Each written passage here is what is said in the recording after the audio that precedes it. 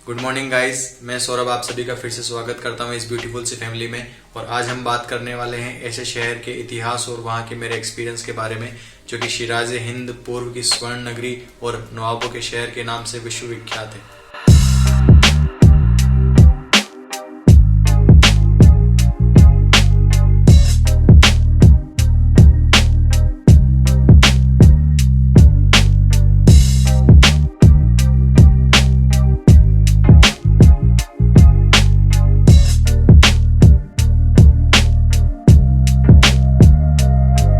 अगर आप भी तहजीब और नजाकत से इत्तेफाक रखते हैं तो बेशक मुस्कुराइए, आप लखनऊ में हैं।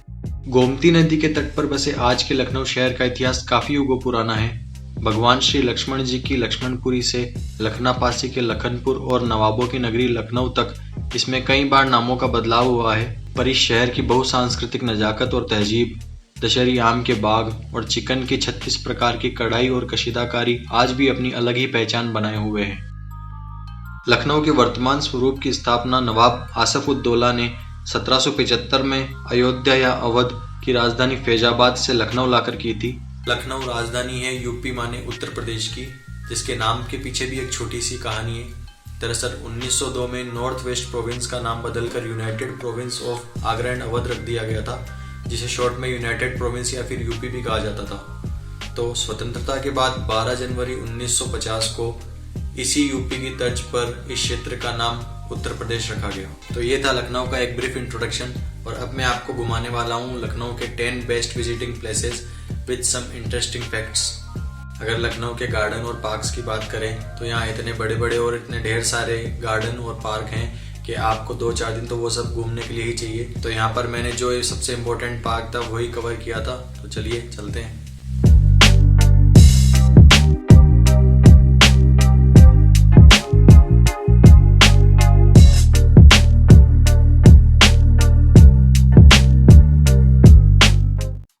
नमस्ते, आज है 3 जनवरी 2022 और अभी सुबह के 9 बज चुके हैं। तो अभी मैं हूँ आलमबाग एरिया में अपने वरुण धवन ललित के बड़े भैया गिरधारी भैया के फ्लैट पर।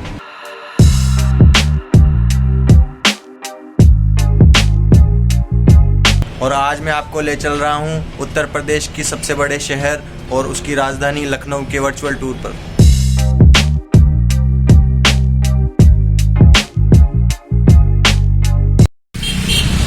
गाइस, लखनऊ की तंग गलियों से पुराने हिचहाइकिंग के तरीके से आज हम पूरा लखनऊ घूमने वाले हैं, तो देखते रहिए। अभी मैं हूँ आलमबाग एरिया में और यहाँ से मैं जा रहा हूँ चौक एरिया की तरफ। वहीं पे ही जो पुराना लखनऊ है, सारा बड़ा इमाम बाड़ा वगैरह, वो हम देखने जा रहे हैं। Waiting for lift.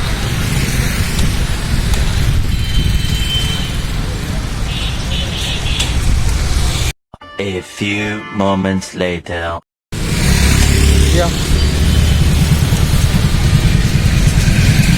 कहाँ तक जाएंगे? आप कहाँ तक जाएंगे? मुझे बड़ा इमाम बाड़ा, वो है ना चौक एरिया, वहाँ तक जाना है। बड़ा इमाम बाड़ा, छोटा इमाम बाड़ा। हाँ, क्या नाम आपका?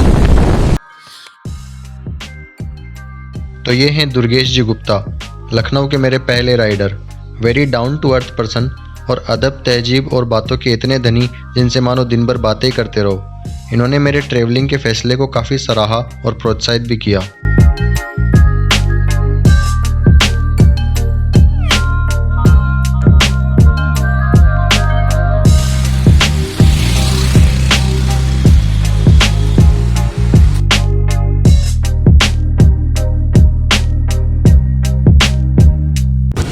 लिफ्ट नहीं मिल रही है भैया।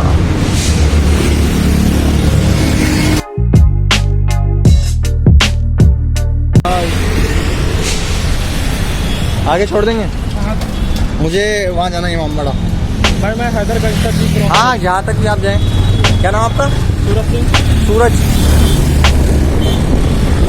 एक्चुअली आए मैं यूट्यूबर, तो मैं घूमने जा रहा था इमाम बाड़ा।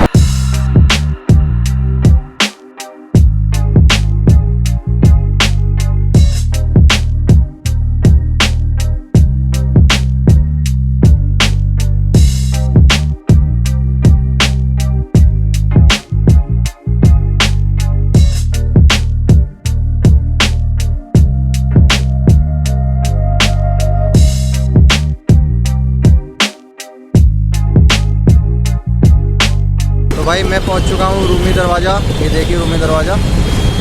यहाँ पे हम बाद में आएंगे। अभी रूमी दरवाज़ा से ईस्ट की तरफ पड़ता है बड़ा इमामबाड़ा और वेस्ट की तरफ पड़ता है छोटा इमामबाड़ा और जो यहाँ क्लॉक टावर है वगैरह। तो हम पहले उधर चल रहे हैं, फिर वापस इस तरफ आएंगे। तो ये रूमी दरवाजे से वेस्ट की तरफ ये देख रहे हैं आप, क्लॉक टावर है और आगे छोटा इमामबाड़ा वगैरह है, जामा मस्जिद। तो पहले वहाँ चल रहे हैं।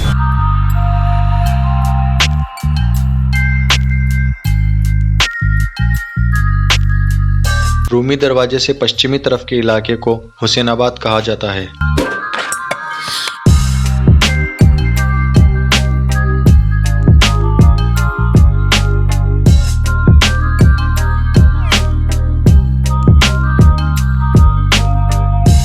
हुसैनाबाद क्लॉक टावर, जो कि ब्रिटिश वास्तुकला का सबसे बेहतरीन नमूना माना जाता है, भारत का सबसे ऊंचा क्लॉक टावर है। 221 फीट ऊंचाई ये क्लॉक टावर अवध के 8वें नवाब नसीरुद्दीन हैदर ने 1881 में अवध के पहले लेफ्टिनेंट गवर्नर जॉर्ज कूपर के आने पर लेफ्टिनेंट कर्नल हॉसफोर्ड द्वारा बनवाया था।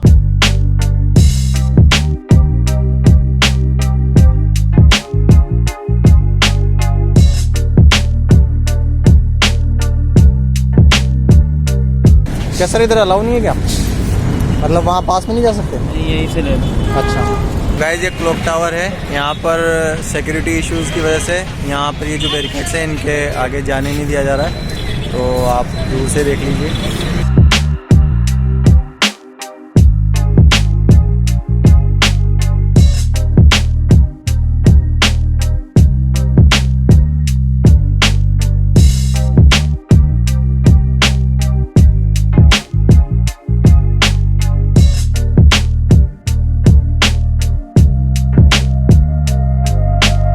हुसैनाबाद बारादरी और पिक्चर गैलरी, ये 2 मंजिला इमारत मोहम्मद अली शाह ने बनवाई थी, जिसे आज एक पिक्चर गैलरी में तब्दील कर दिया गया है। इस पिक्चर गैलरी में अवध के नवाबों की 1882 से 1885 में बनी हुई फुल लेंथ पोर्ट्रेट्स आज भी दर्शनीय हैं।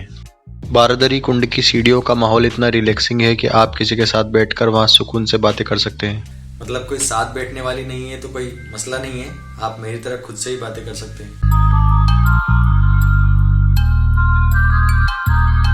क्लॉक टावर और बारादरी के पास ही बना है सतखंडा, जिसे हुसैनाबाद तजुर्बे के नाम से भी जाना जाता है। पीसा की मीनार से प्रेरित इस 7 मंजिला वॉच टावर की नींव रखी थी मोहम्मद अली शाह ने 1839 में। पर 1840 में मोहम्मद अली शाह की मृत्यु के बाद इसका निर्माण 4 मंजिल तक ही रोक दिया गया था।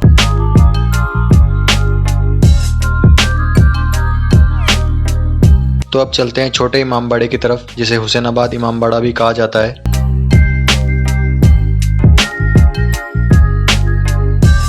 इमामबाड़ा या इमाम बरगाह का मतलब होता है किसी इमाम या इस्लामिक लीडर का घर। तो गाइस, मैं पहुंच चुका हूँ छोटा इमामबाड़ा और यहाँ पर ये 50 रुपये का एक टिकट कटा है, जो कंबाइंड छोटा इमामबाड़ा, मस्जिद और बड़ा इमामबाड़ा और वहाँ पर भी जो भी भूल भुलैया है उन सब का कंबाइंड टिकट कटता है 50 रुपये का। तो आप यहाँ पर आके घूम सकते हैं और यहाँ पर आप गाइड भी ले सकते हैं। वो 100 रुपये का चार्ज है गाइड का, जो कि आपको पूरा यहाँ पर हर चीज़ बताएगा एक एक। 1837 ईस्वी में यह इमामबाड़ा मोहम्मद अली शाह ने ही बनवाया था, जिसकी चोटी पर गोल्डन गुंबद है, जिसमें कहा जाता है कि मोहम्मद अली शाह और उनकी मां का मकबरा है। इसे पूरा बनने में 54 साल लग गए थे। इसमें एक मस्जिद और एक ताजमहल रेप्लिका भी है, जिसमें मोहम्मद अली शाह की बेटी और दामाद का मकबरा है। बड़े इमामबाड़े से 50 साल बाद बने छोटे इमामबाड़े की बनावट और सजावट बड़े इमामबाड़े से भी अधिक आकर्षक बताई जाती है, क्योंकि इसमें अरबी रंगीन कांचों की बेहतरीन सजावट हो रखी है और बेल्जियम से लाए हुए उस समय के लाखों रुपए के झूमर भी यहाँ मौजूद हैं। पर छोटे इमामबाड़े के अंदर कैमरा अलाउ ना होने के कारण मैं आप सबको वो नहीं दिखा सकता। तो बारादरी की सुकून भरी सीढ़ियों पर कुछ देर बैठने के बाद मैं निकला बड़े इमामबाड़े की तरफ।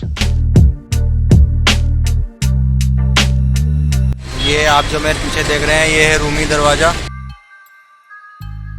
1784 में अकाल राहत प्रोजेक्ट में बनी 60 फुट ऊंची इस सुंदर कलाकृति का निर्माण करवाया था नवाब आसफ उद दौला ने, ताकि लोगों को रोजगार मिल सके।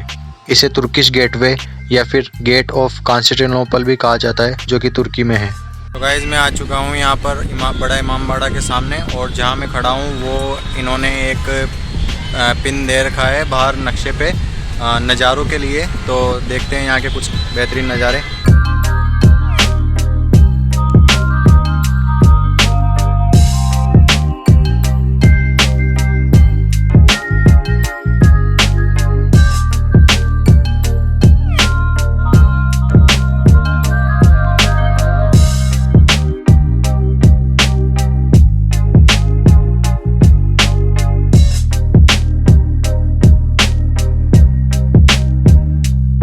ऐतिहासिक और सांस्कृतिक महत्व लिए यह भव्य रचना 1784 के अकाल राज प्रोजेक्ट में नवाब आसफ उद दौला द्वारा ही करवाई गई थी।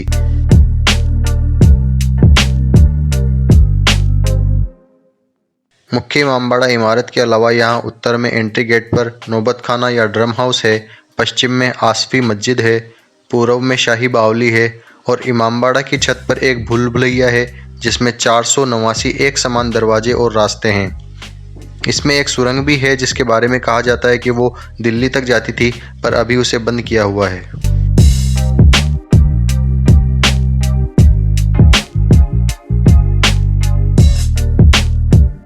बिना किसी सहारे के 50 मीटर लंबी, 16 मीटर चौड़ी और 15 मीटर ऊंची बनी इस सेंट्रल हॉल की छत विश्व की लार्जेस्ट वॉल्टेड चेंबर कही जाती है।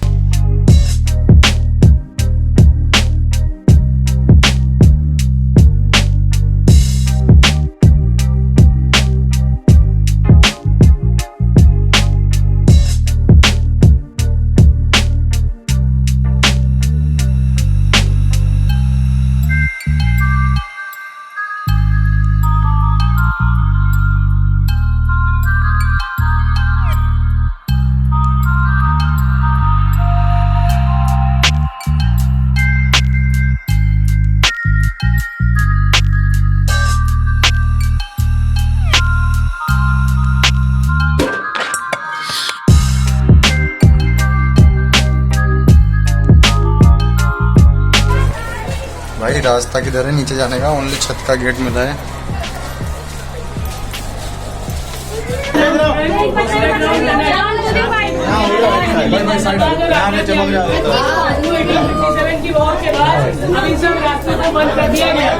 यहाँ पर लकड़ी का दरवाजा लगा हुआ था, हमारी और आपकी सेफ्टी के लिए हटाकर यहाँ पर ये दीवार उठाई गई है। रास्तों को बंद इस वजह से किया क्योंकि 1857 की वॉर में बहुत से ब्रिटिश सोल्जर्स ने यहाँ से भागने की कोशिश की तो कभी वापस नहीं आए, इसी वजह से यहाँ के रास्तों को बंद कर दिया गया। मगर ये रास्ते आपके लिए हमेशा खुले हैं, आप चाहे तो दिल्ली, फैजाबाद, आगरा यहाँ से जा सकते हैं। जाने का कोई टिकट नहीं, आने की कोई गारंटी नहीं, ठीक है।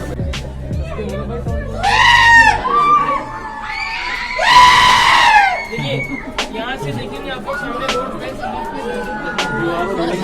फीलिंग दे रहे हो हर आता जाता इंसान आपको दिखाई दे। भाई लोग यकीन मानिए, शुरू में तो मुझे भी लगा था कि कुछ नहीं है, हल्का फुल्का ये है, लेकिन अभी रास्ता नहीं मिल रहा बिल्कुल।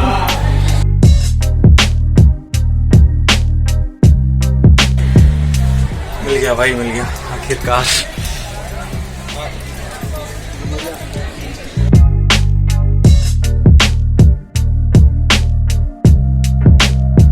ये बड़ा इमामबाड़ा का टॉप है, वो गेट है जहाँ से हमने एंटर किया था। बड़ा इमामबाड़ा के बाद मुझे निकलना था अंबेडकर मेमोरियल पार्क के लिए, जो कि लगभग 8.5 किलोमीटर दूर था और हिचाइकिंग के थ्रू वैसे भी टाइम लगने वाला था। तो मैं जल्दी से निकला बड़ा इमामबाड़ा से अंबेडकर पार्क के लिए।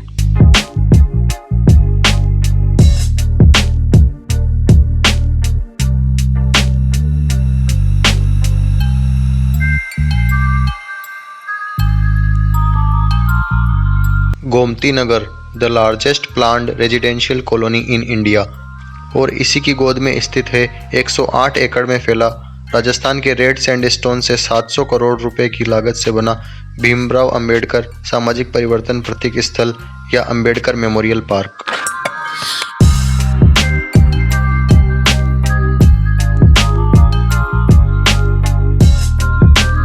तो गाइस हम अंबेडकर मेमोरियल पार्क पहुंच चुके हैं, लेकिन यहाँ पर अभी धूप तो जा चुकी है और मेन तो हमको लाइटिंग का देखना था। तो लाइटिंग अभी जब भी शुरू होती है तब मैं आपको दिखाता हूँ। अभी आप देख लीजिए किस तरह का नज़ारा है। बहुत बड़ा पार्क है, पूरा स्टोन पार्क। यहाँ पर पेड़ वेड़ इतने नहीं हैं तो गर्मियों में बहुत दिक्कत होती होगी, हीटिंग रहती होगी, बाकी ठंड में ठीक है। वो पिलर के ऊपर ही ऊपर आप हाथी देख रहे हैं बहुत सारे। Hats off to Mayawati. इस मेमोरियल का फाउंडेशन स्टोन 1995 में रखा गया था। फिर उसके बाद कई सारे रिनोवेशन और नामों में बदलाव के बाद फाइनली 2008 में उस समय की सीएम मायावती द्वारा इस पार्क को पब्लिक के लिए खोला गया।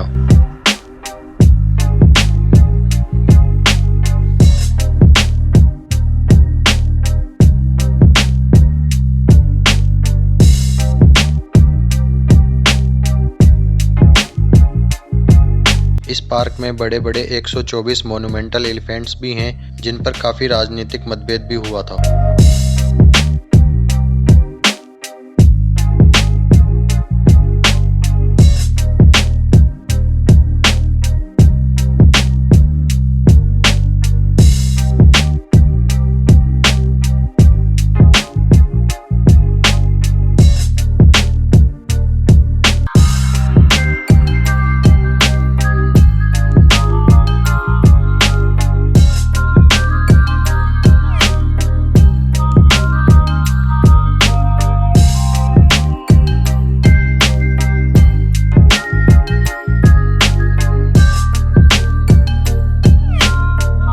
तो अंबेडकर पार्क देखने के बाद मैं निकला हजरतगंज मार्केट के लिए।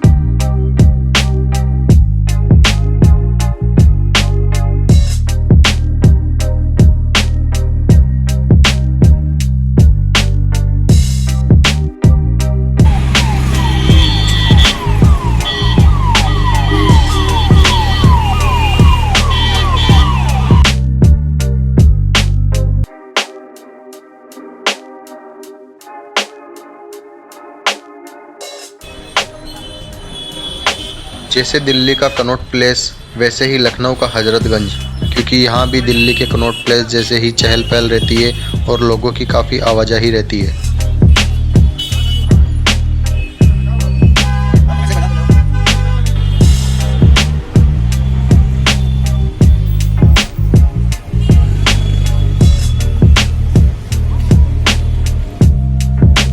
तो हजरतगंज मार्केट देखने के बाद मैं निकला लखनऊ मेट्रो के लिए, क्योंकि लखनऊ आए और लखनऊ मेट्रो में ना बैठे तो क्या खाक लखनऊ आए।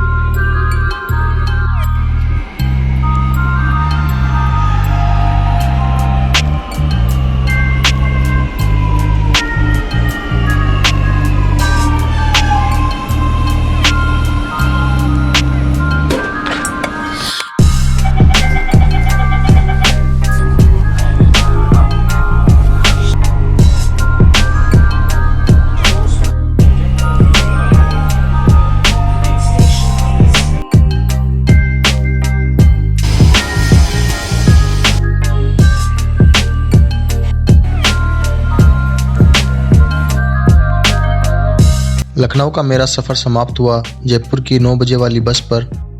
तो वीडियो अच्छा लगा हो तो लाइक कीजिएगा, दोस्तों के साथ शेयर कीजिएगा और चैनल पे नए हैं तो सब्सक्राइब कीजिएगा। तो चलिए ठीक है, फिर मिलते हैं अगली वीडियो में।